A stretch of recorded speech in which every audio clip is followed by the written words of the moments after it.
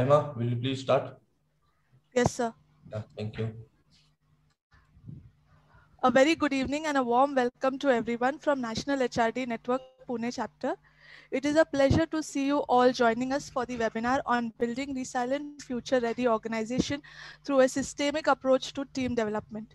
I am Saima Baghdadi, the chapter coordinator from National HRD Pune chapter, and I'm co-hosting this session with Team National HRD and Arohan Talent Solution. Interactions during the event, a gentle reminder to our panelists a gentle reminder that our panelists will be happy to listen to your thoughts and answer your questions. So please share them with us at any time during the webinar using the chat box. So now let's all get settled and let's make the most of this 1.5 hours so that which we are going to spend together. I would like to invite Mr. Aman Rajaballi, Vice President, National HRD Pune chapter, to introduce our speakers and take this session forward. Aman sir, over to you. Thank you, Saima. नमस्कार, आदाब, सत श्री अकाल, वणक्कम, केम छो, केमन आछो, बस इतना ही आता है और नहीं आता है. It's such a pleasure to be with all of you after so many months. There's been a break in between for obvious reasons. Quite a few things were happening, but now we've started off, and this is the first standalone event that Pune chapter is conducting. Prior to this, we've had in association with Between the Lines, Upohan. So, but as Pune chapter, this is the first one, so there's a lot of excitement. On behalf of the National HRD Network, I welcome all of you. सभी लोगों का इस्तकबाल करता हूँ. Thank you so much. And I see a lot of new names. बहुत सारे लोग तो पहचान के हैं. But to all those people who are not aware of the National HRD Network Pune chapter, one of the great news is that we've recently been awarded the Best Chapter Award at the national conference that was held 2 months ago. So, thank you so much for all your support, encouragement, involvement, engagement, and of course your blessings that you have always showered on us. बस इसी मेहनत और लगन से हम काम करते रहें. Whatever we do is for the community. We try and come up with various programs, various sessions to engage with the HR community for skill development, and whatever interventions that we can do. So quite a few things have been happening at the Pune chapter, and let me also briefly give you a glimpse of the sessions that are coming up. You are also aware that we've been consciously focusing on coaching, introducing the coaching as a skill and intervention in the industry at Pune and Maharashtra and the Western Belt.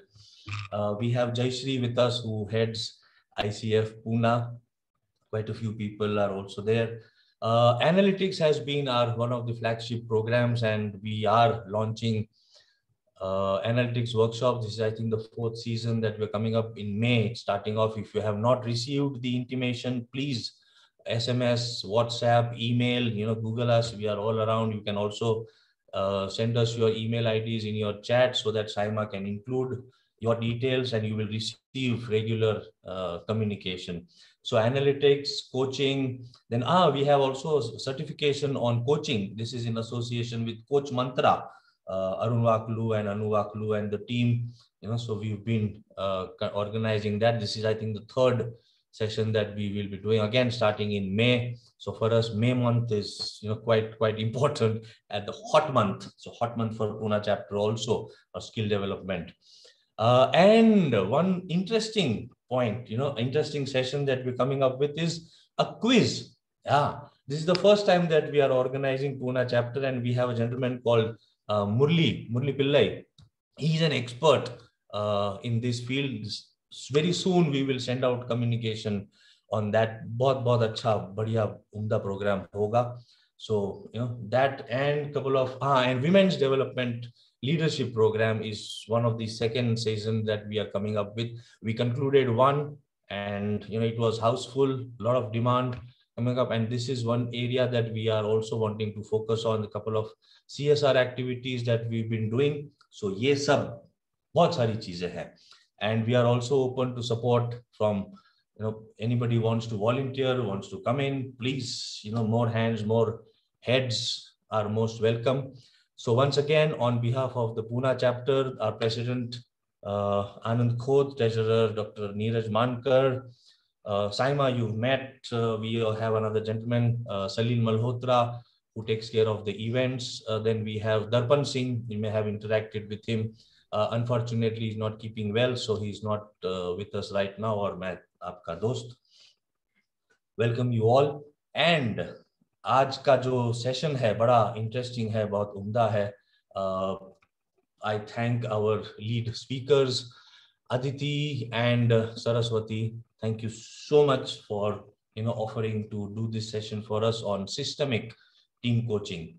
A little brief about our very interesting speakers. Let me take this opportunity. उनके बारे में कहना अगर मैं पूरा शुरू करूंगा तो it will take me a lot of time. Brief में जितना हो सके, I'll give you a glimpse of their rich experience. But you will know about them as soon as they start off the session.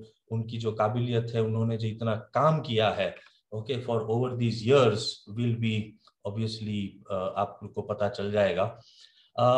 Aditi Malik is the founder director of Arohan.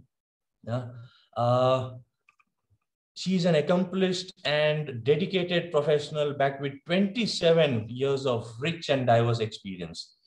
She has held senior positions in private and multinational banks, a high-performing strategic thinker.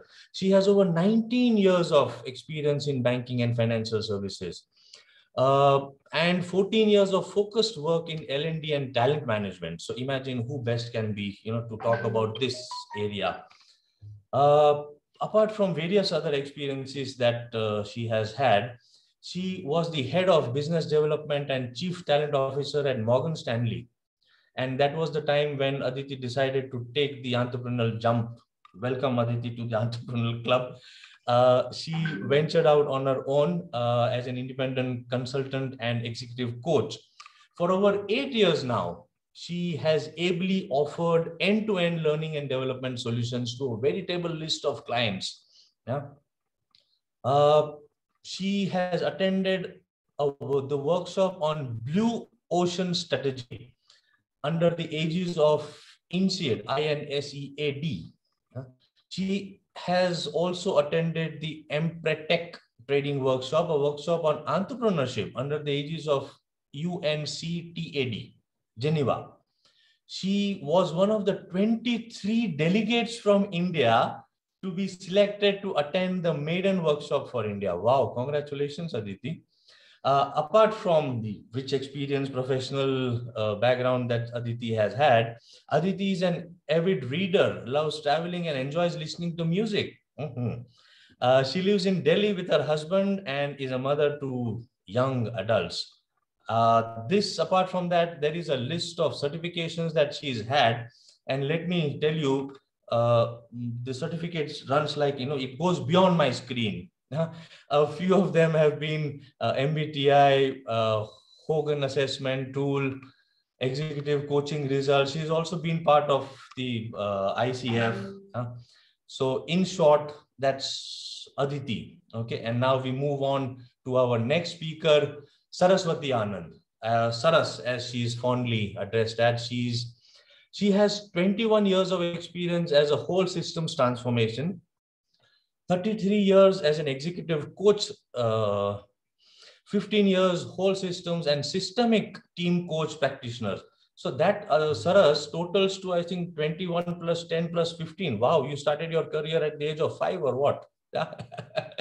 But jokes apart, with over 25 years of experience, Saraswati partners with senior leaders, teams and organizations in their journey of whole systems transformation. The many roles that she plays in this journey are those of coach, consultant, and facilitator. Her experience spans various industries such as manufacturing, IT, pharma, supply chain, consulting, advisory, etc. Since 2006, Saraswati has built her experience in leadership and executive coaching with over 3,500 hours of coaching. Wow, my compliments to you, Saras. She is an accredited professional certified coach, that's PCC from, again, ICF. She is pursuing her journey towards becoming a master's credentialed coach, sorry, that's MCC. She is a systemic team coach practitioner integrating her experience of whole systems transformation. Yet again, who best to teach us and talk about systemic coaching and, Saras and Aditi. She has held board positions on the ICF Mumbai chapter as secretary and programs director. Saras has been a key member of LSIP community in the country as a certified consultant and facilitator. Her work as an LSIP specialist is rooted in the tenets of whole systems thinking. Apart from all this that she is authored, the self-assured leader, a real-life coaching story selected from across India, published in the book Power of Professional Coaching. So, ladies and gentlemen, more about coaching can pick up this book and read. Coaching Works, this another write-up that she's made, Insights and Leadership Development through Group and Individual Coaching, co-authored article published in NHRD Journal 2016. So you have a connect with NHRD. Thank you so much, Saras. Saraswati is a skilled basketball player and sings for pleasure. She lives in Mumbai with her husband and 2 daughters. So thank you once again. And I, on behalf of all of us, I welcome Aditi and Saraswati. Yeah, and now I hand this over to you. It's been quite some time, our audience and I am waiting. So Aditi, all yours. Thank you so much. Thank you so much, Amanji. I often say that with introductions like this, it's just added pressure on people like us, because suddenly, we feel thrown at the deep end of the sea and said, oh, we really have to live up to some of the things that have been said about us. But thank you so much for this opportunity. It's such a pleasure to be a part of this forum. It's a pleasure to interact with all of you and to also bring in this reasonably new discipline on systemic team coaching. So we're very, very delighted. And I think I say this on behalf of Saras as well. We're very, very delighted to present some of our thoughts on what systemic team coaching really is. And of course, also be very, very happy to answer your questions and some clarifications. So I'm sure we will be able to collectively learn some today as we go ahead. Now, this is a very interesting quote that, that we thought that really summarizes the approach to working in teams, right? Working in teams is not something that is new. It is something that we've spoken of for time immemorial, the importance of working in teams. And yet we feel that there is this whole space where, how we invest in developing teams is possibly an area which is not understood in its true essence. And that is what we really want to bring to the fore today. And before we go there, before we really get into the unpacking of what systemic team coaching is and how it contributes to building sustainable organizations, we're very curious to understand what got you interested in today's session. So I'll give you all a couple of minutes to type in your thoughts into the chat box as to what got you interested in joining us for this session. And I have Prateek, who's supporting us today. So Prateek will then just kind of distill that, and we will see what are some of the themes that are emerging.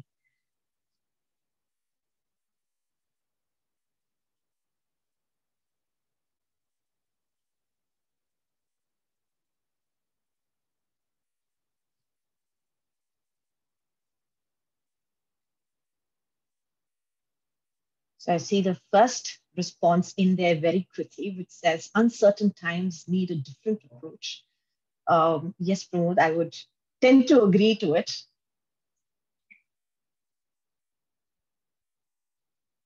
When the going gets tough, the tough get going, and how, right? So I guess.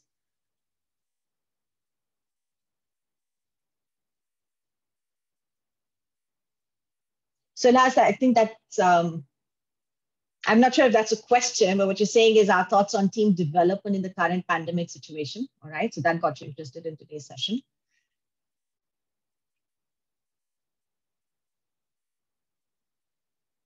Sure, Sangram. So you're curious to know about the systemic approach. Thank you, Lata, for that. I'm sure you can inspire us in return.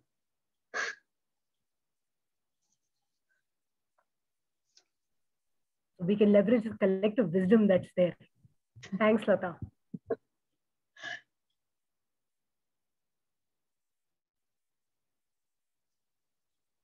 Probably give it 30 more seconds for some more thoughts to surface and emerge.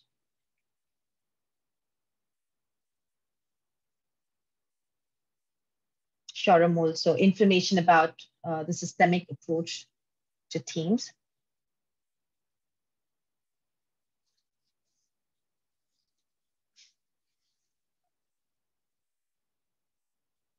All right, so thank you so much for those responses. And of course, you can keep them coming. Thank you, Prateek. You say uncertain times, team development, is the systemic team coaching overview and information. Yes, and of course, inspiration. Thank you so much, Prateek, for that. I think what we will do is we will start at the beginning, right? So we're talking of team coaching, but the beginning is really to say, what is it that makes a team, right? And we're going to have some scenarios that we're going to put up on your screen. We do want to engage you all and get some responses going over here for that collective learning. And there will be a poll that will prompt on your screen along with that scenario. And please do, choose your option. Also, based on the option that you choose, we would also request you to validate why you chose the option that you choose. So here's the first scenario. My apologies. So here's the first scenario. You're walking to work and suddenly a thief snatches a handbag from a woman a few paces ahead.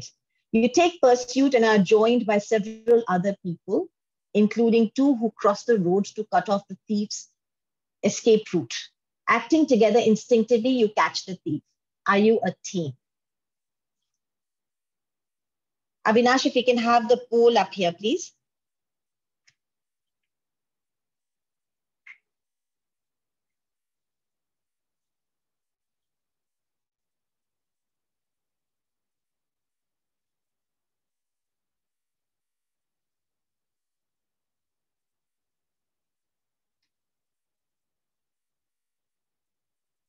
So it started from being reasonably evenly poised, moving in that direction again.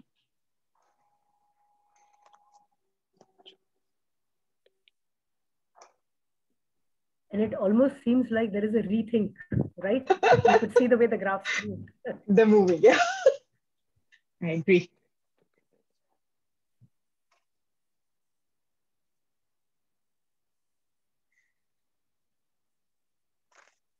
We have about 30 responses, okay.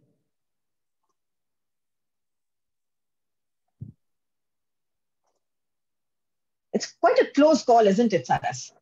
Yeah, certainly looks like that. Looks like that. So 59% believe that this is a team and 41% say this is not a team. So let's get some voices in the room. We'll invite one person who said yes to tell us why you say that, yes, this is a team, followed by one person who said no, and why you say that it is not a team. So you can unmute yourself and please share. So any one person who chose to say yes.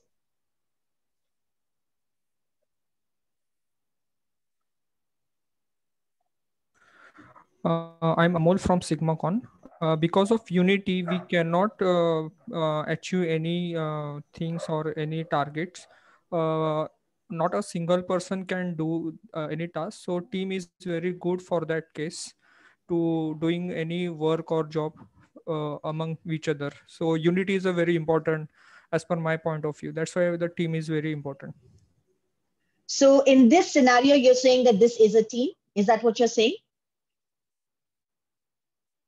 Yeah, I already said it's yes. Okay, you said yes. All right. All right. And that's your case because they're unified by a common goal is what I'm hearing you say. That is why you believe that it's a team. Yes. Thank you. Thank you so much, Amol. So can we have one person who has a different point of view, who says that, no, this is not a team, and validate why you think so? I am Satish here from Bangalore, and this is not a team because it was, randomly it happened. It is not with any purpose or, which is pre-planned, and it is not going to last. Another 5 minutes, everybody is different, and there is no definite objective there. Right. So thank you, Satish, for that. And that's interesting, right? So you see how we interpret the working in a team. So you're right, Satish. This is not a team because while there is an apparent purpose, which seems to be unifying as what Amol shared, but there is no thought behind the team really coming together, and it will get disbanded. Well, even possibly that may not be the reason for not being a team, but you said the duration that it may get disbanded within 5 minutes is your reason. Having said that, there is no real need for this team to work together. So the fact that there's no underlying need that seems to emerge. So thank you so much for those inputs. Let's look at another scenario as to what you think about whether in this scenario it's a team or not. So you're a sales team of 7 people. There are 2 star performers of the entire organization belonging to your team. They invest time and effort in strategizing and executing, which helps them achieve the highest sales month on month. Is this a team? So Avinash, can you have the poll up again, please? And let's see how we get the responses this time.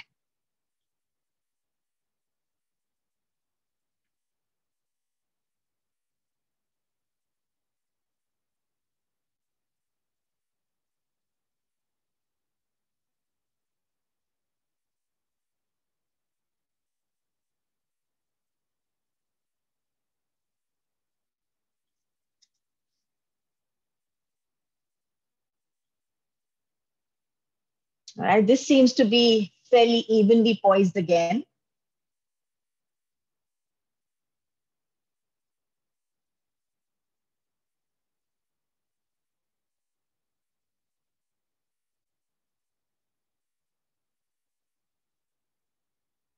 And there are more leanings towards the fact that this is a team.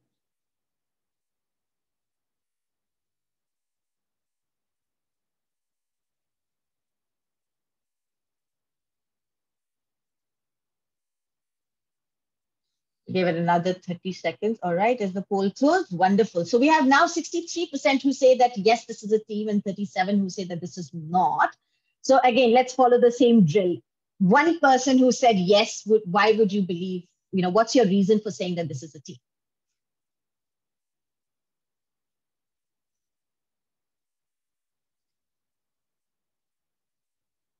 Anyone who voted for yes? Hi, this is Nisa here from ICMR College. I feel this is a team because it is a well-planned activity which has resulted into a success story which can be repeated throughout the organization. Okay, lovely points there. Thank you so much. Thank you, Nisa. And may I now invite one person who believes otherwise? Yeah, or thinks otherwise. Yeah, this is Janvi here from SigmaCon. Yes. I feel this is not a team because it tells only about 2 people who are more strategic and they execute the achievement in a very high manner. The team works collectively together, and everybody part of the team puts in the same efforts. So I don't think this is a team. Lovely. Thank you so much for that. And we would tend to agree with you there that by virtue of the fact that the top performers are vested in their individual performance and not contributing to the success of the team as a collective or as a whole is what goes in the favor of this is not being a team. While of course all the other points that Nisa mentioned are in place, right? That it is a well thought out, there's a structure to the team, they have come together, there is also a purpose, which is about delivering numbers. But the fact that it is not a collective effort means that this possibly will not qualify as a team. Yes. Lovely. Thank you so much for that. Thank you. Let's go on to our third and last caselet. And this one is, you have come together to set up a new medical charity. You bring complementary skills and experience. Some of you are clinical experts with an interest in the condition. Other members are people who have the condition or relatives of those who have this condition. Is this a team? Just the same question again. Avinash, if we can have the poll up now, please. Thank you. Lovely. Thank you so much.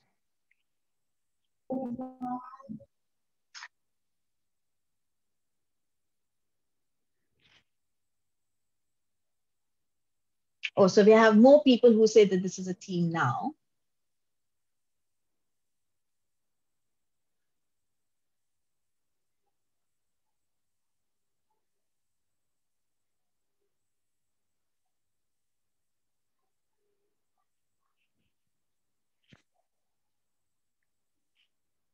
It's nice with the timer there. I didn't realize there was a timer till just now.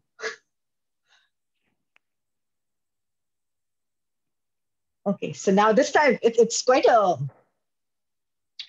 skewed result there, Saras, for us.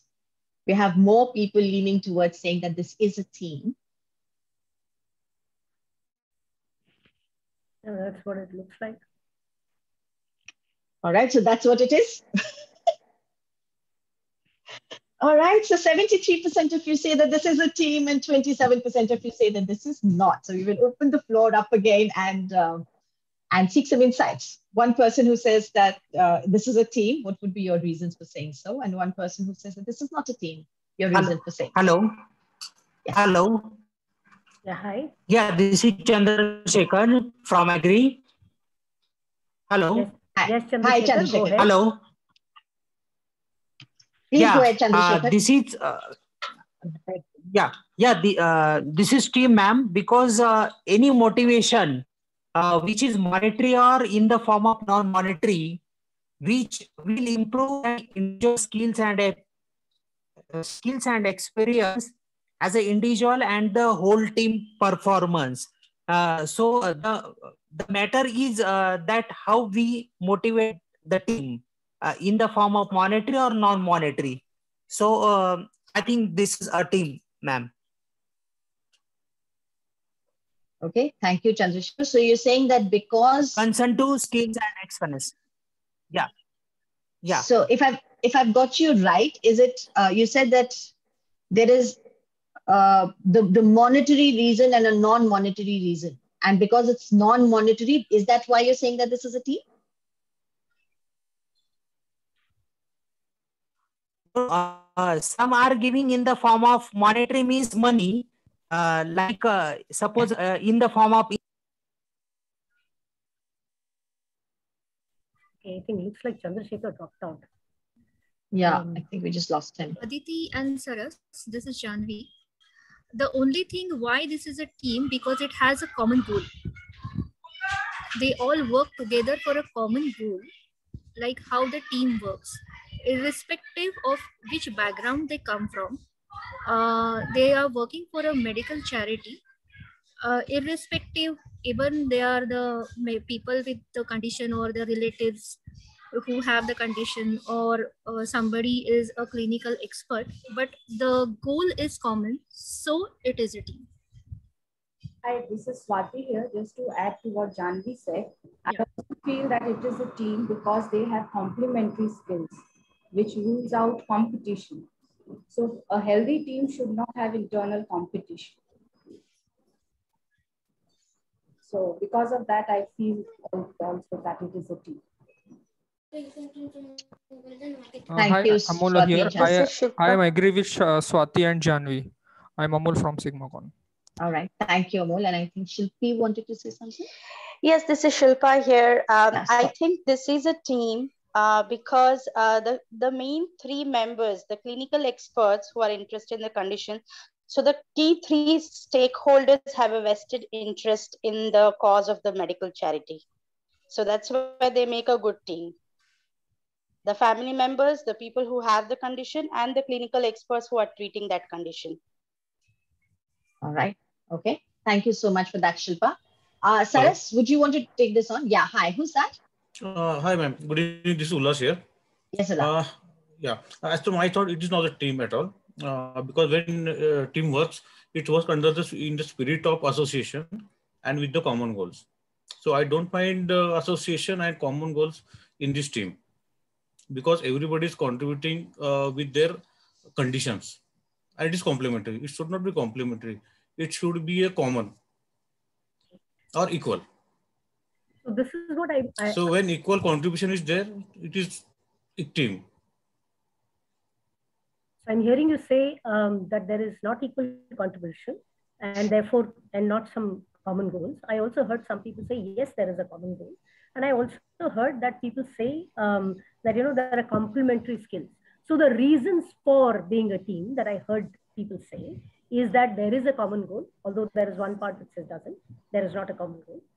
They also say that there are complementary skills, and people are, you know, allied, whether they are relatives or having that condition, or, you know, people who have these, clinical experts. So there is some kind of a alignment that is seen. So that's what makes it a team. And that's why for this particular scenario, it was almost 73% vis-a-vis the 27%. Right? So Aditi, why don't you actually help us understand what really is a team then? Right? We've all been, you know, going around in circles trying to figure out what really makes a team.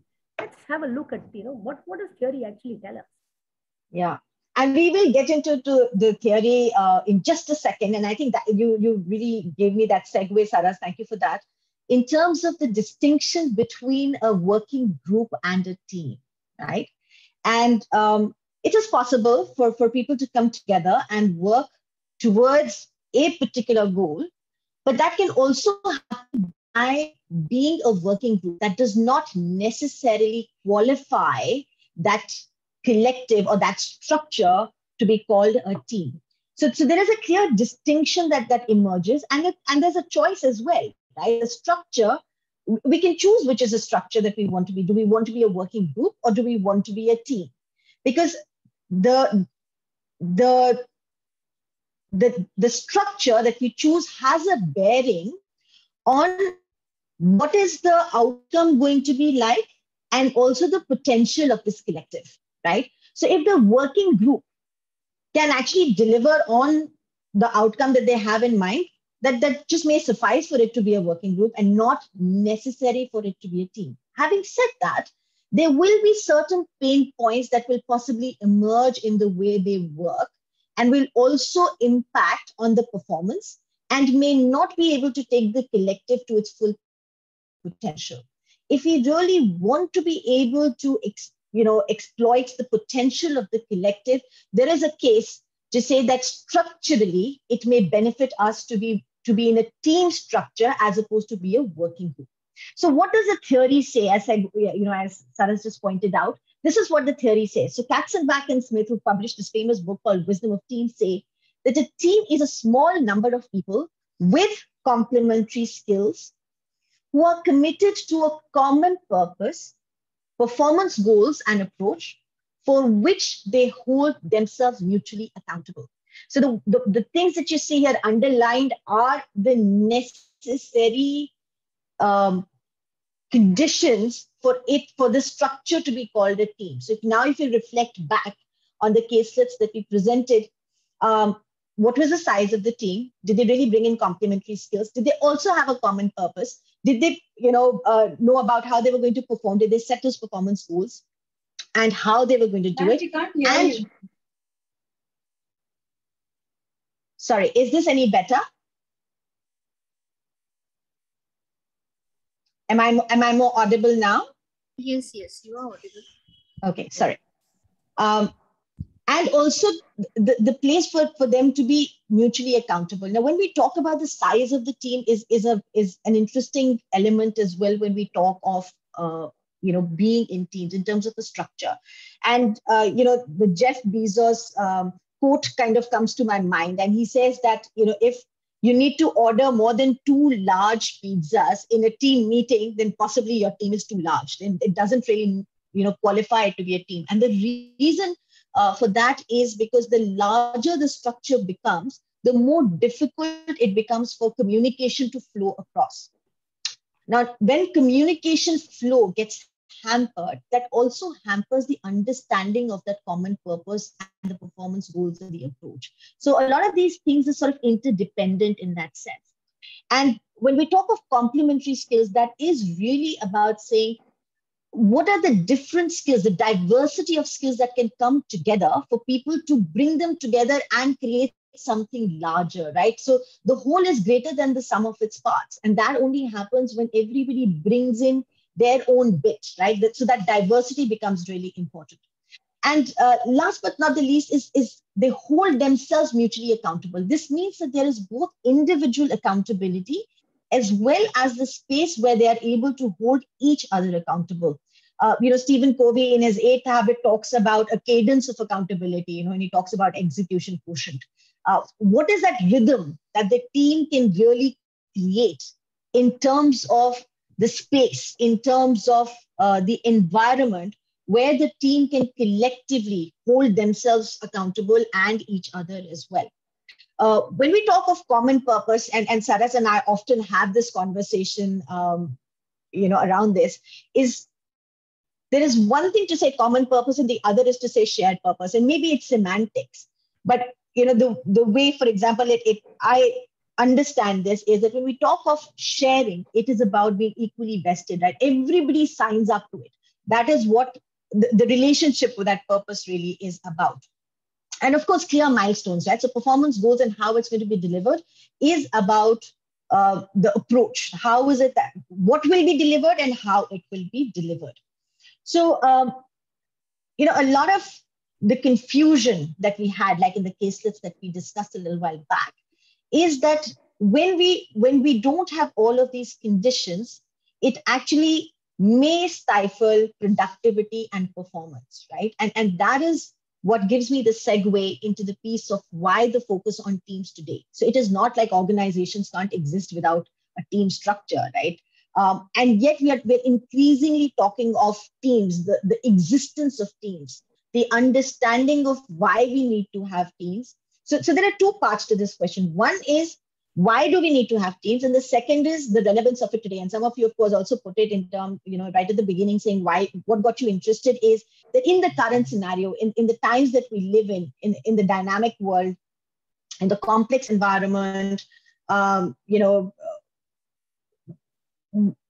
do we really focus on teams? So why is this newfound focus on how teams really work? And teams are central to how organizations function. So it would be fair to say that teams are the conduit to achieve organization goals. So we have for a very long time focused on individuals and we focus on organizations, right? Having said that, there is this space in the middle where the teams exist.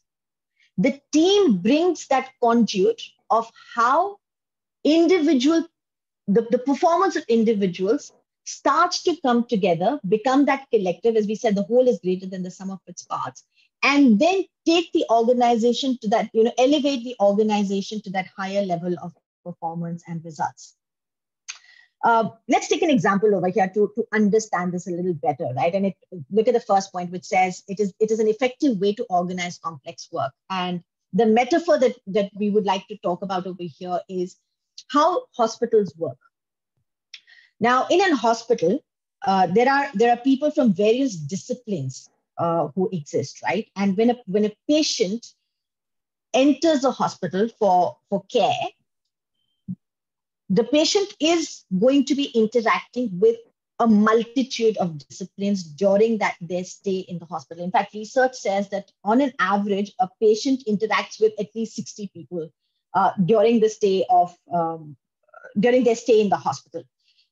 Now, what are the different disciplines? So there's pathology, there's radiology, there could be a surgeon involved, there is nursing, there's housekeeping, and so on and so forth. So at any given point in time, there is a collective from these various disciplines who are attending to the patient. Now, the goal is very simple, right? The goal is patient's care, taking care of the patient and hopefully making the patient well again. So it is how this collective is going to choose to operate for that larger purpose. Because the organization's purpose, the purpose of a hospital is to take care of the patient, right? How is this collective going to come together? How are they going to bring in their complementary skills? Because they're all from various disciplines, with that common purpose of taking care of this patient, with very clear goals, and still hold each other accountable. That is how the very complex work, because taking care of a patient, there's a life that is at stake, right? That's what patient care is all about. It needs that kind of level of accountability. So the most, and this is an example of how we can, how all the complex work or the nature of complexity can be organized into effective results by teams, by a mindset of teaming, by the collectives coming together as a team. So teams are the basic building block of any intelligent organization. In fact, to me, they're the single most important denominator that binds people to the organization and its results. And as organizations have evolved, right, what has also happened is that we've had hierarchical organizations. And those hierarchical organizations may not have looked at the structure of teams, right? There's this very interesting research by Deloitte, which talks about the hierarchical organization models are being turned upside down. They're being deconstructed from the inside out. Businesses are reinventing themselves to operate as networks of teams to keep pace with the challenges of a fluid, unpredictable world. Now, the world that we live in is volatile. It is uncertain. It is complex, and it is ambiguous. And the structure of teams has also evolved, right? That's also changed, as we've seen in the last 1 year. The teams have become virtual. We become international. We become multicultural. We've also become matrix, right? So there's a fair bit of complexity in the environment as well that is existing today, which brings in the focus of how that mindset of teaming needs to be harnessed. That collective intelligence needs to be harnessed. And what that does is it provides us with the bridge. It provides us with that activity. So everything great happens everything great that happens in an organization happens in teams. There was a research, I'm sure a lot of you may have heard of it, the Project Aristotle that was conducted by Google, where they actually studied 180 teams within the system. And what they were studying was, what is it that makes teams successful? And what emerged was that what makes the successful teams is that they had clear goals, they had very clearly defined roles, there was meaning that they ascribed to the work that they were doing. There was safety in the way that they were interacting with each other. There was clarity of goals and what was required.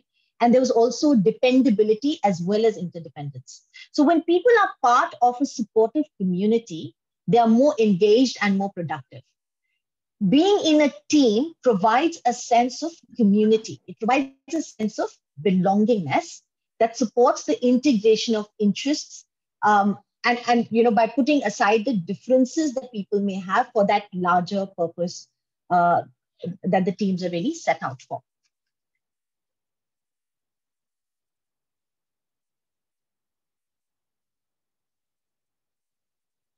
So I see a question before I hand over to Saras. Yeah, Satish, you said WIM is virtual, international, multicultural, and matrixed. Pramod, I hope that you have that question as well. WIM, virtual, international, multicultural, and matrixed. That's right. So I think just to kind of conclude that piece, while I was distracted in terms of looking at what the questions were, that if any organization wants to succeed in time where speed and innovation are paramount, we have to have a culture of teaming.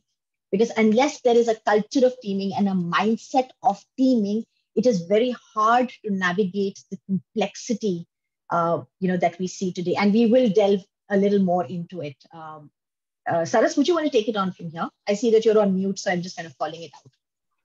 Thanks. Otherwise, at least once in a Zoom call, you have to speak on mute, right? So thank you. Thank you for pointing that out to me. So what we're going to do is, and Aditi, I hope you'll be moving the slides as we go ahead, right?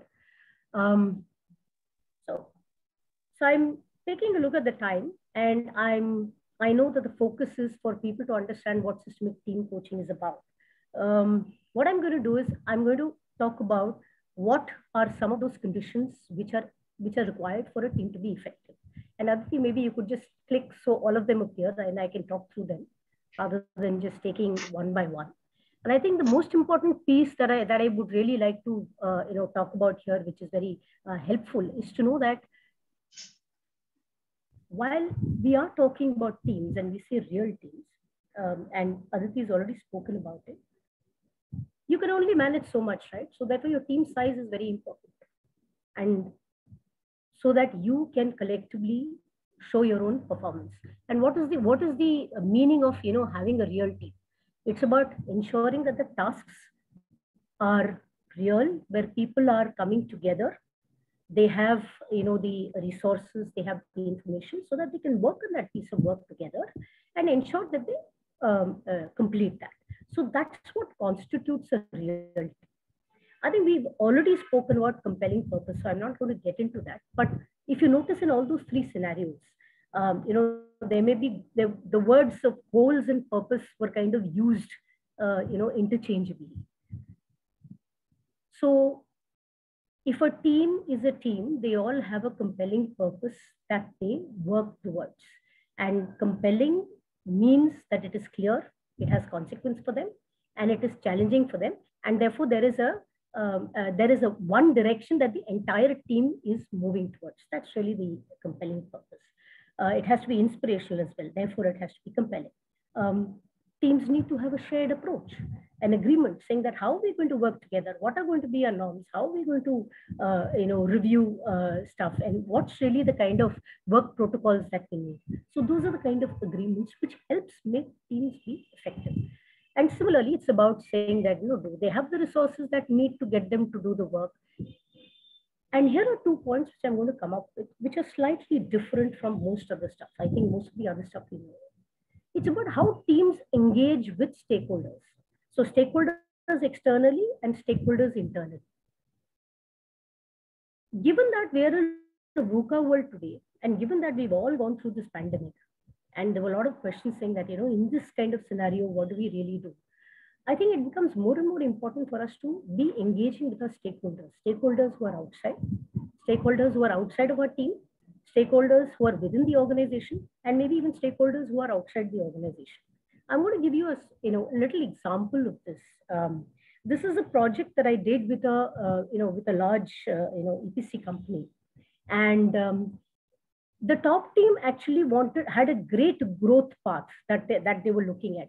They had some very ambitious growth goals there.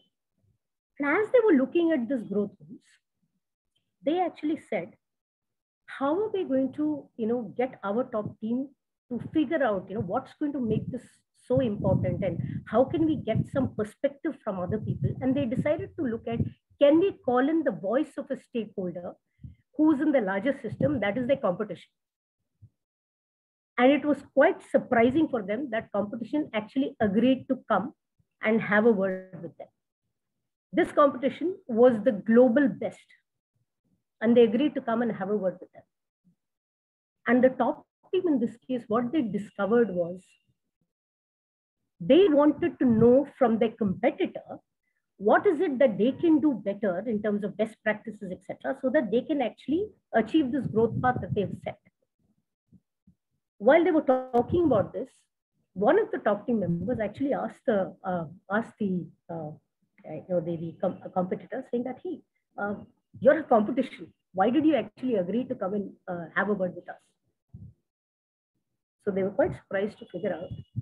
The competitor said, I don't consider you my competition. And when that happened, that was the blind spot that this team had, that the top team had, where they thought they were the global best. but the global best, or at least competing with the global best, but the global best did not think them as competition. That kind of changed their entire mindset. And therefore they used that data to figure out what is it therefore I need to do to accelerate my growth, be on that path of growth sustainably, so that I can become the global best, and the competition will come back and say that, yes, you are my competitor now. So I think that helped refocus, the top team and their entire growth strategy. So that is just an example that I wanted to share with you as to why engaging with stakeholders for teams becomes very important. And the other aspect of teams is, which is very relevant in today's times, is actually how is that team learning and growing? Typically what happens, we all have review meetings, and those review meetings are about what has gotten done and what has not gotten done. So it's always about performance versus actual and so on and so forth, or whatever we set as targets and so on. But what is it that we are actually learning together? And here is where I think the example that comes in is another project that I did, and this was in the pharma industry with a manufacturing organization. And the excellence team actually wanted to bring about certain excellence practices, processes, so that the entire organization again will be aligned towards growth and improvement and quality products, and therefore achieve the market share. So they were all, there was a cascading connect with that. So when they decided to actually have the entire team sitting in together, what they learned from the team, and this they learned from people who were on the ground. They learned from people on the ground saying that over the past 3 years, we've had more than 100 such initiatives, out of which possibly 60 are there in some form and shape, out of which maybe only 5 or 10 are actually working. They actually made a list of this. And when they made a list of this, they realized that it's not about bringing in another intervention. It's about saying, what can I do with the intervention that is already existing so that I can create the same effect? And therefore it becomes sustainable, not like 100, out of which 160 struggling in some form or shape, out of which 5 to 10 such interventions only doing the job that it's supposed to do and people following it. So I think this was the collective learning that this team really had.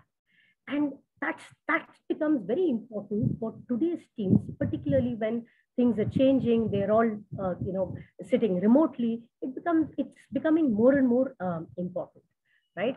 So if these are the conditions, or these are the requirements for being effective. And by the way, that was taken up, that's an adaptation from Ruth Weigelman and Hackman and Peter Hawkins and David Clutterbuck's work, just as a source that I wanted to tell you. And therefore, what is it really about teams and team performance, right? It really seems to be performance is an output, and an output of something, right? So it's an output of, in fact, I really want to say, when I was sitting and looking at this and reflecting back on my experience as a coach, I realized performance is all about action and behaviors, right? And that's what it also applies for teams. It's about the actions and the behaviors that they're taking, which helps them create this performance.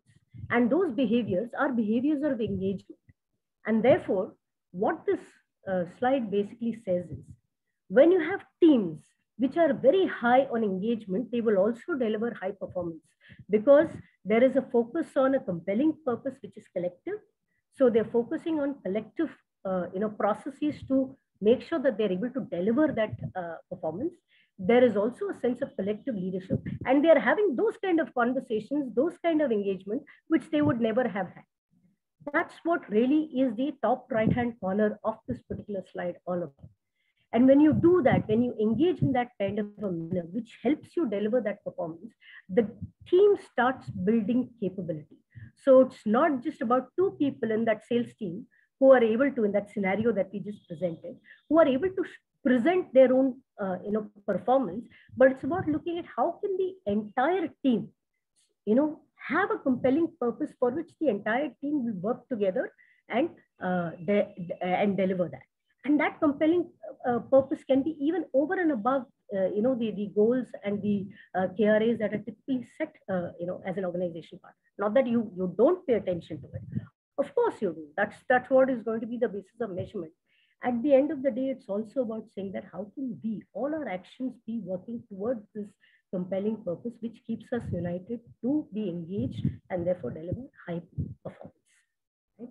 So if it's about the performance and it's about the engagement of these,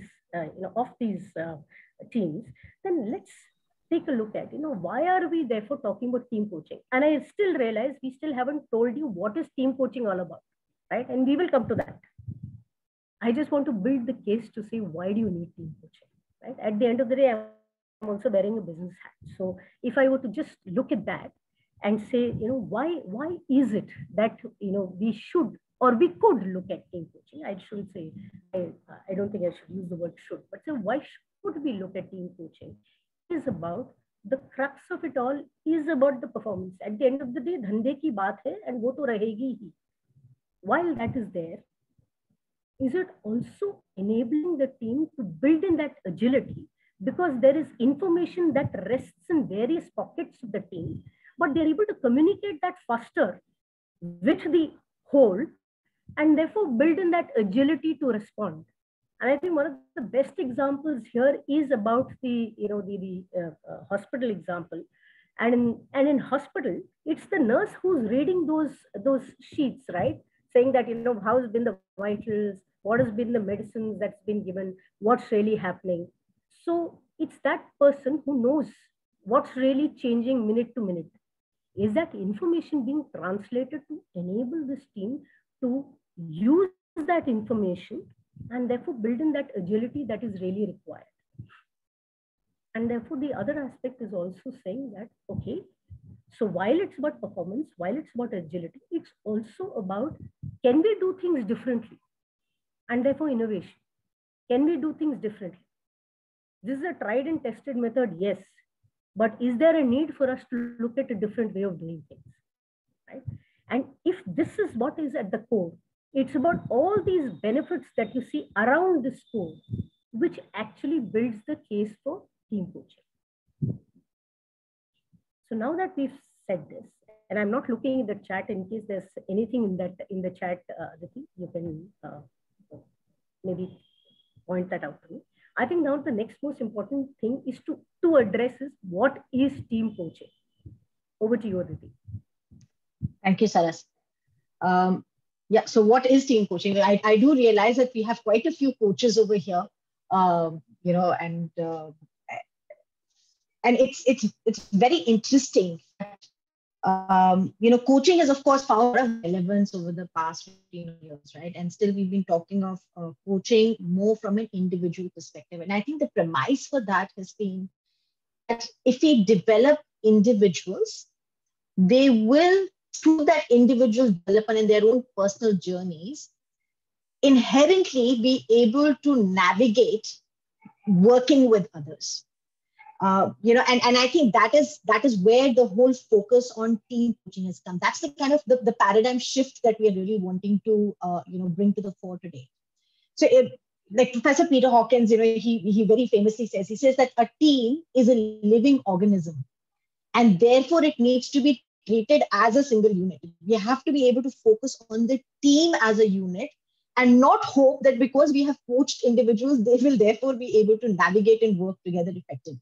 Yes, they will be, but they will be able to do it within that limitation of their own self, right? So therefore, bringing in that whole collective, we're repeatedly talking about harnessing the collective, we're repeatedly talking about bringing in the collective capability, right? And that is where the definition of team coaching really emerges.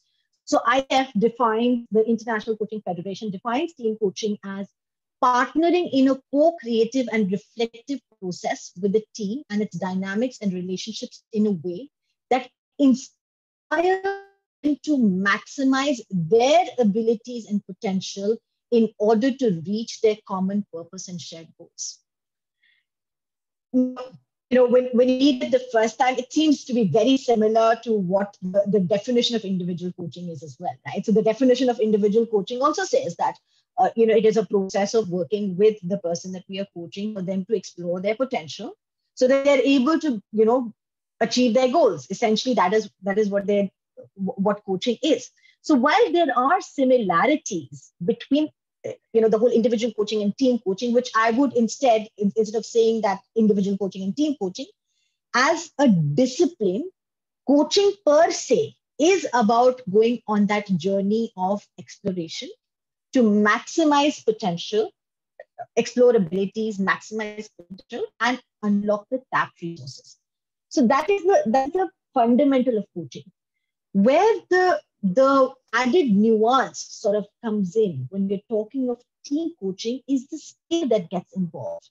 Because when we are working with a person, then we are only working with an individual, right? So the scale becomes from an individual to a collective.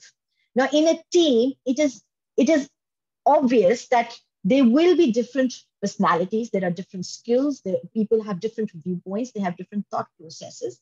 And we've also spoken somewhat about, making that space for conflicts to emerge, and positive conflicts to emerge, as well as more conflicts to emerge, right?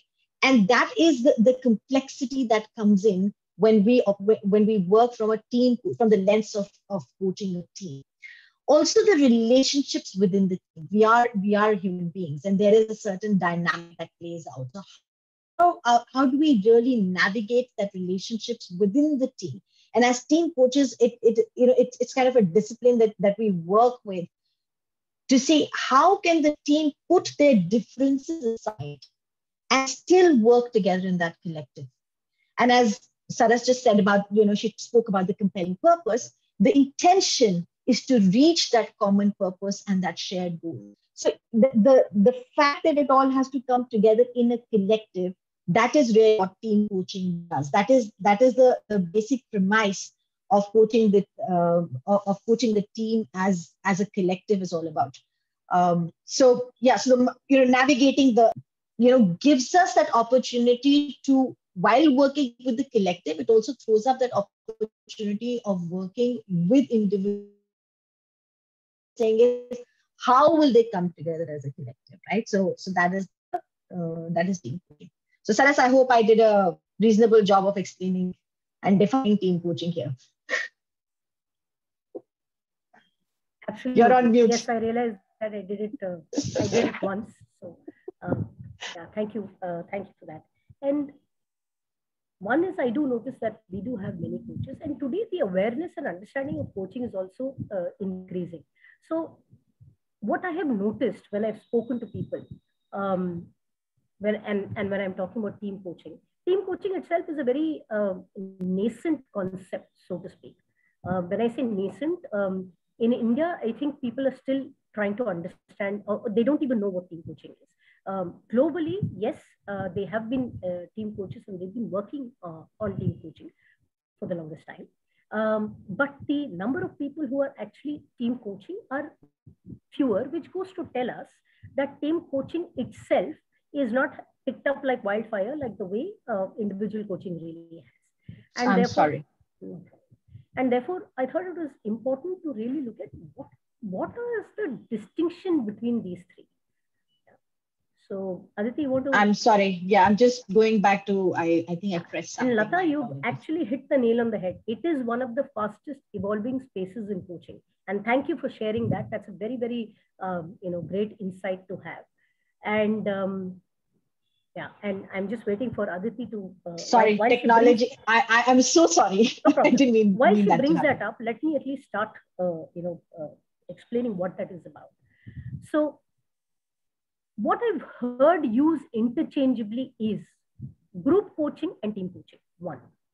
The other thing that I've also heard people use is team building, right? Because team building is something we all know, right? We've all been doing it. We've all experienced it either as participants, or people who are organizing for it, or people who have actually done it, done team building activities with organizations and teams and so on. What you would notice is that while there is a theory and there is a definition of team building that exists, and there is a definition of team coaching which exists both in ICF as well. there is no definition of the group coaching per se, right? But anyway, that's not such a major distinction, right? The major distinction is really about the following. So whom are you coaching? You're actually coaching an individual when it comes to individual coaching. When it comes to a group, you're coaching the individuals in that group.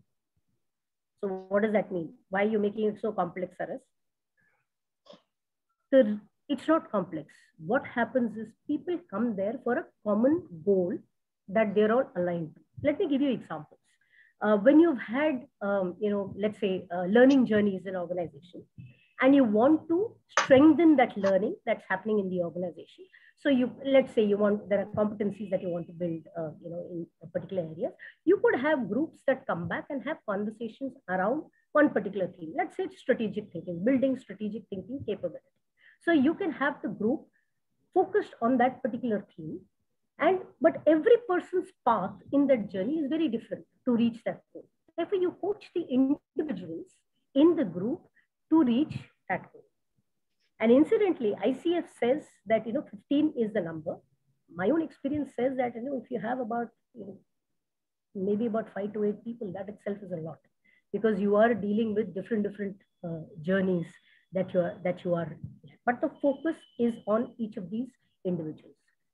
Right? The second thing that also makes group coaching slightly different from the others, and that is about duration. Duration that happens in a team building is typically, you have 2-3 days, 1 day, 2 days, whatever but it's a short-term duration for which you have that, team building event. Group coaching also could happen over a period of, short to medium term. You could decide, it could be over a period of 3 months, 6 months, whatever it is. Pretty similar to how we would structure individual coaching. I think the difference here is that group disbands. So they don't have to come back and work together. And I think that's one of those things that got pointed out in the scenarios that we shared earlier. So when people, in that team, when they were all running to, get that thief, catch the thief who stole the handbag, they all came together for that purpose, but that group is not going to stay together. That's what essentially made them a group rather than a team. So they will disband after a certain point. Whereas in team coaching, you coach the team. I think that is the first basic difference. And why I'm emphasizing it almost a little dramatically is because when you're coaching the team, you're actually building the team's identity and persona as well.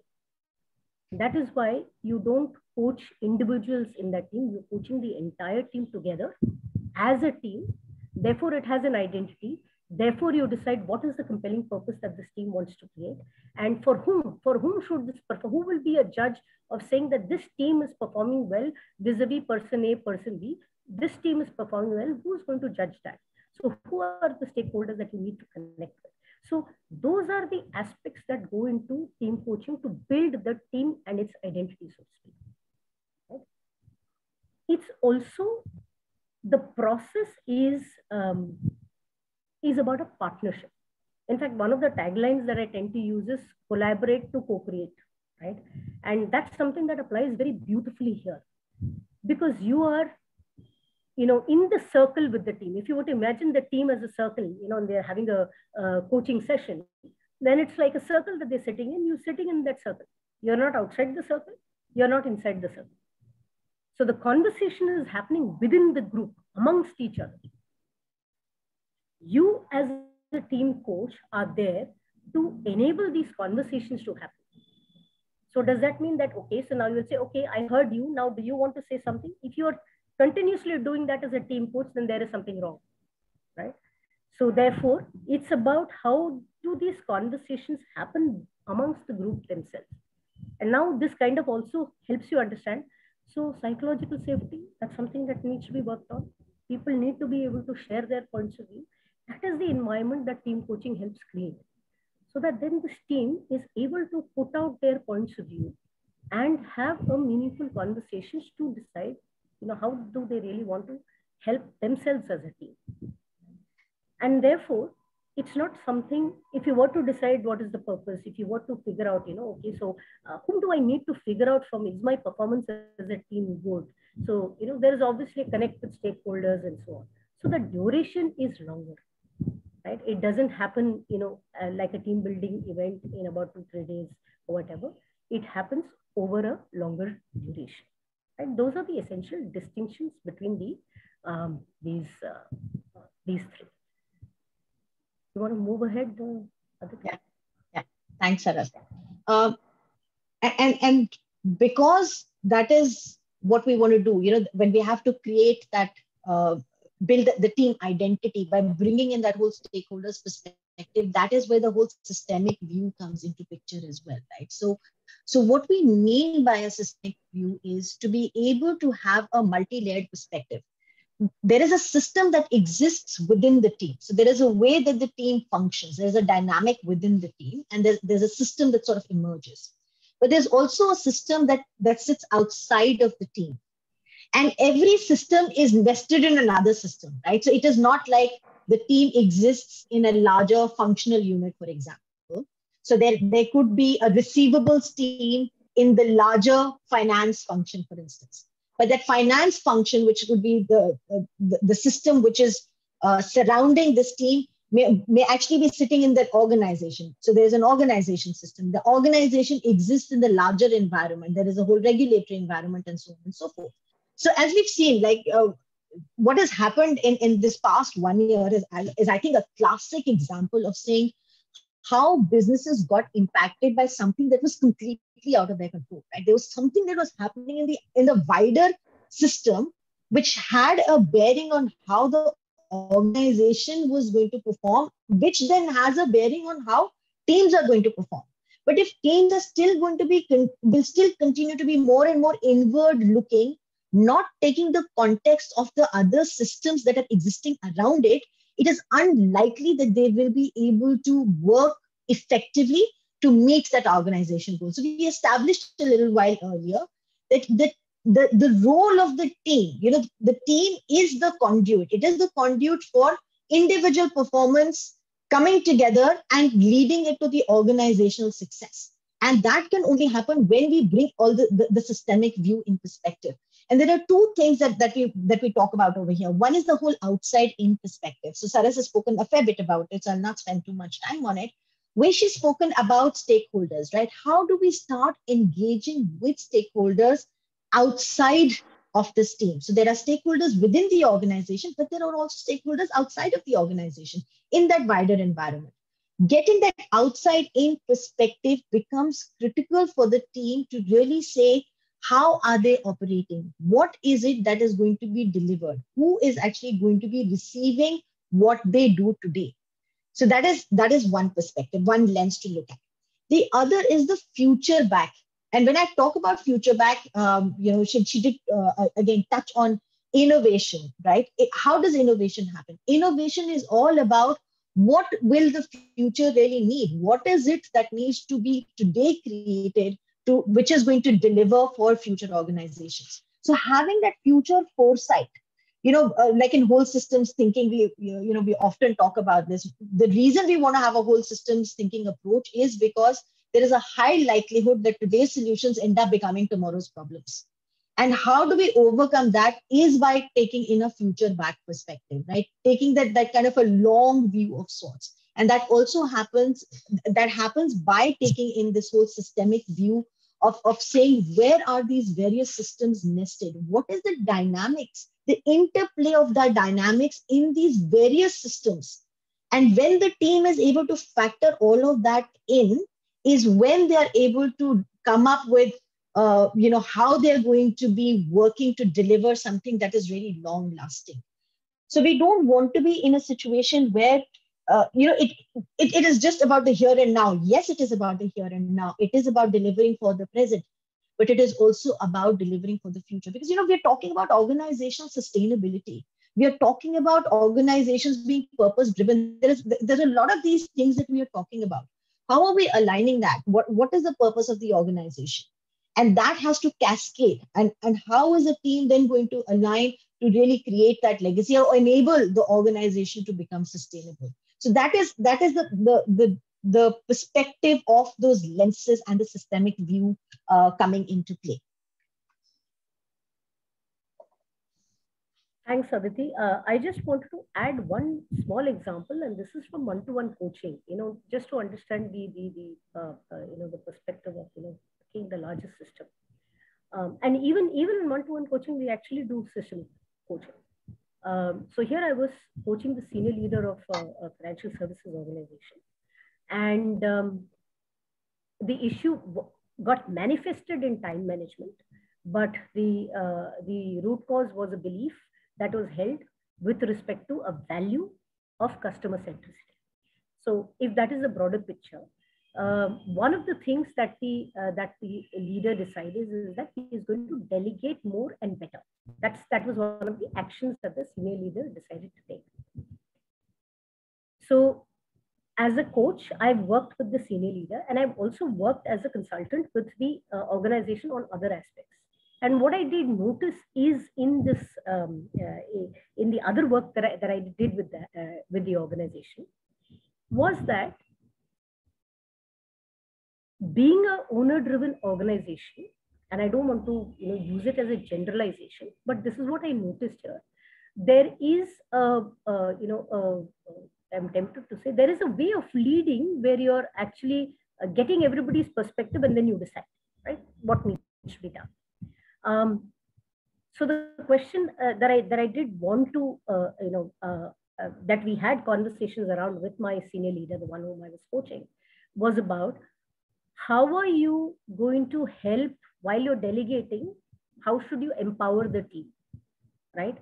And I realized as the conversation happened, the empowerment was with respect to how the leadership style of the organization or from the top actually came. And that's what actually cascaded. Well, it's working well for the client, it's working well for his team, and it's working well for the organization. But that got me thinking how these kind of larger systemic things can actually permeate and therefore create a context for the person whom you're coaching. Similarly, it happens with teams. I know that the slide that is up right now is actually talking about where all can you use systemic team coaching. I'm only going to leave it with these points, saying that definitely performance issues. Definitely, if there are relationships within the team, which is an issue. If the team wants to elevate its own performance, or the team decides they want to do, redefine their purpose and direction and so forth. I have had the following reasons for which teams have reached out to me. The context was top team, business turnaround situation. That top team that needs to work is always a cross-functional team. Now, how do you create an alignment within this cross-functional team so that they're able to respond to the business with agility and in a collective manner? So I think that was one of the contexts that, just to give you an idea as to where you could use systemic team coaching as well. Aditi, if you can move to the next slide, because I think these are important. And there was one very important question that I also saw in the chat. Yeah. Just to give you an idea as to what, therefore, the journey looks like. That's why, I think we've been also a little careful to say this is a journey and not an event. So it's really about, like we would do in a one-to-one coaching, there is an understanding of certain data points. And that's what happens in the first part, where you're actually looking at really what are those data points that is required for this team. And therefore putting that data points in front of this team to say, what do you want to do about this, right? And that's what is the entire diagnostic, and therefore coming to an agenda and team agreement, right? And then therefore, if this is what is going to be our purpose, and this is how we are deciding to engage with each other, this is how we're going to be, then putting it into practice, observing them, how they're working, seeing, what are those things that are coming up. And this entire conversation between, actually it starts from discovery itself, but when you do from diagnostic to execution, these are all sets of conversations that keep happening, right?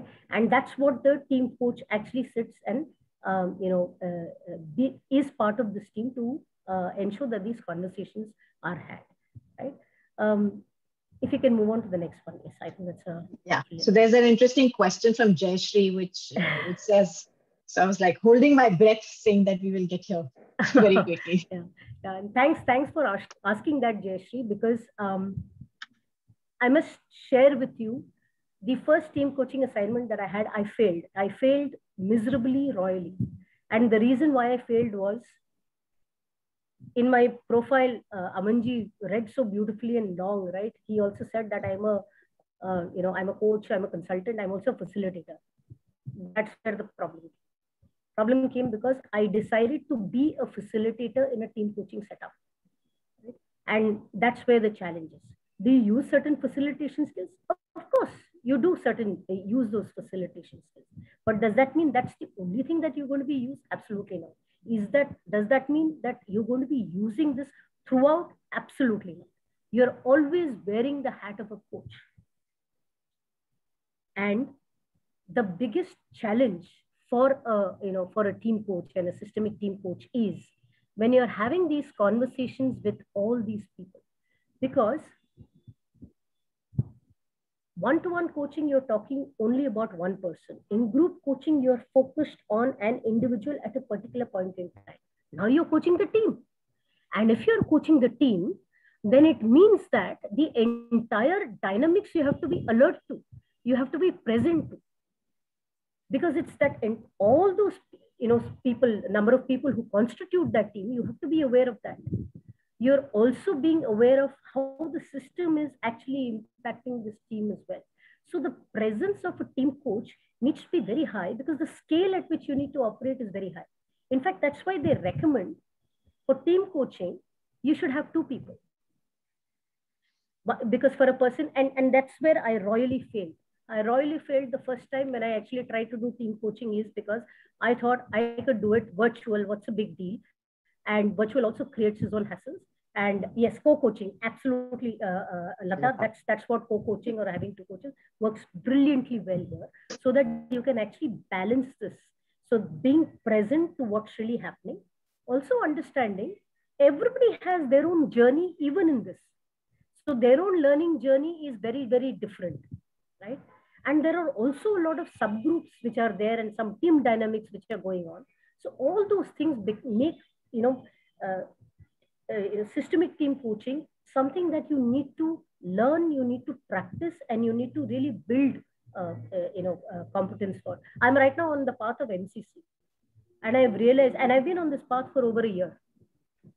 And the reason it's taken me over a year is because that's what it takes. I mean, at least my journey was like that.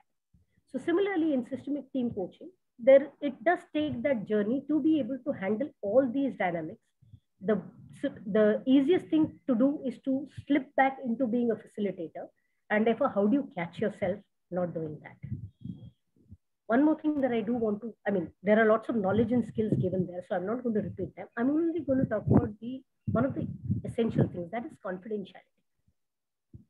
You are going to have conversations with each of these individuals and you have to hold them well. And that becomes a big challenge in team coaching. So you're coaching the team, you are privy to certain sharings and conversation. At the same time, how can you hold that confidentiality and still bring it to the larger team for them to consider? If this is a source of information or a source of data point for me, what should I consider? So I think that's also makes it challenging, also makes it something that you have to learn, practice, and therefore get to that stage. If I may just kind of build on another thing, Saras, while you were talking about this, is that it's very interesting, as team coaches, our experience has been that it's fraught with a lot of, kind of traps and risks of sorts, right? There are so many times that as team coaches, we can be expected to be mediators as well, right? And that's not the role that we have to play as team coaches. I remember Saras talking about, being, in the circle, but letting that, not saying, okay, now you talk and now you talk and now you talk. It is about enabling the conversations among the team members and getting them to a stage, kind of working with them and enabling them to become that one unit or whatever, whatever is the ways of working that they want to establish. What is the agreement that they want? What is the team charter, for instance? And therefore it is, while it is multi-hatting, at various times of those, engagements, nothing takes away from being a coach and the complexity of being a team coach. So I thought I'll just kind of add that, Saras, while you were talking. Great. So I was actually typing in a response to Sangram, who asked, just to clarify his understanding, that if you integrate outside in an innovation with team coaching, then it becomes a systemic approach. Just to clarify that, systemic approach is to be aware that the individuals themselves are a system, and you have teams which are, you have the team as a system itself, then you have outside of the team, which is within the organization. And then you have, other aspects, which could be the culture, which could be the legacy and so on of the system. And it could also be the external, which is totally outside. It could be a customer, could be a competition, could be your suppliers and so on. So actually looking at all of that. And future back because it's about being prepared for the future, right? You don't want to be preparing for the current when the immediate next future has shifted. Right. So therefore, you also take a look at saying that I am going to be investing this kind of time, effort, and money. So how do I make it worth my while to create it from a future back perspective? Sangram wanted you to be a little louder, Saras. So, all right. So does that mean I have to repeat all of it, or no? If you could just. So I hope, Sangram, you're good, and just in the interest of time, maybe we could engage with you separately. I think just to kind of very quickly put it together. What Sarah said is that the future back is about being ready for the future. We don't want to be working only about the today and the now, right? The now and the present. Because you put in all the time and effort knowing that the future has shifted or the expectation in the future has shifted, and then we're possibly not geared for that. There's another very interesting question that I see that has come up here, Saras, which is talking about. Yes, Amanji. So I think we're already taking questions. Sorry, we didn't really announce. So we're very happy to take questions at this time. So Shilpa has a question. She says, does team coaching eliminate the need for an individual coaching intervention? And if I may attempt answering that, and Saras, please feel free to jump in. I'm not sure if it's the right thing to say whether we are eliminating the need for individual coaching. I don't think that is what we're saying. I think what we're saying is that when we are coaching the team, we have to be coaching the team as a collective and as a single entity. Now, on that journey, there may be opportunities for individuals to also seek coaching for themselves. And that could be a parallel thing that will possibly continue to happen. But the whole team coaching lens says that we will be coaching the team as a collective single unit. So I hope that kind of answers your question.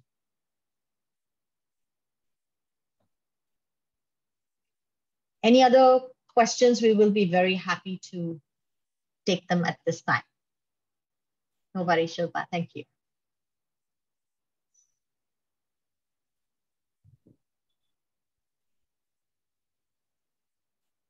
Thank you, Lata, for your kind words. Thank you, Lata. So I guess it would be only appropriate to kind of end with this very interesting quote, right? That no matter how brilliant your mind or strategy, if you're playing a solo game, you'll always lose out to a team.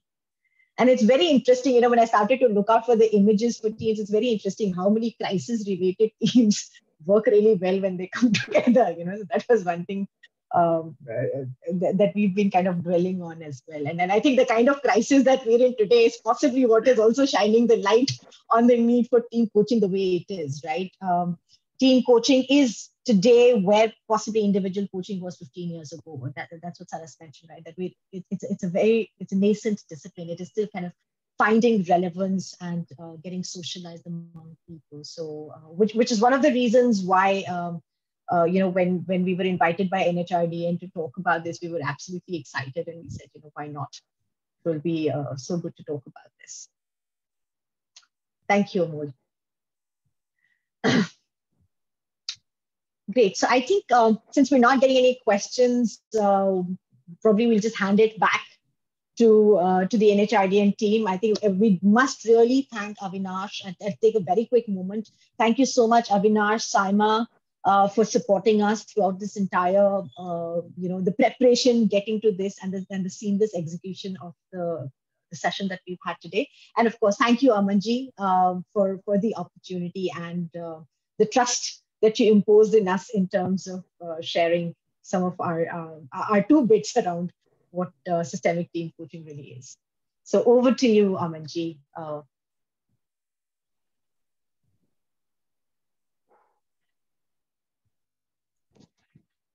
Hello, namaskar once again. We have our colleague Anand Khoth online. Anand, are you there? Yes, Aman, can you hear me? Yes, Joe. I think this is the most common statement nowadays, right, on all the calls. And the most important thing to start with in the team coaching, Saraswati and Aditi. So good evening, folks. Thanks a million to all the participants who are here.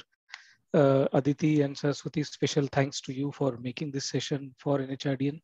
And as Aman mentioned in the initial conversation, that we are trying to work on some of these initiatives in a very systemic manner. And I think we can also celebrate that this is the first team coaching session we have done, under NHRDN Pune. So thanks to both of you, Aman, and the NHRDN team, Saima, Avinash, for making it happen.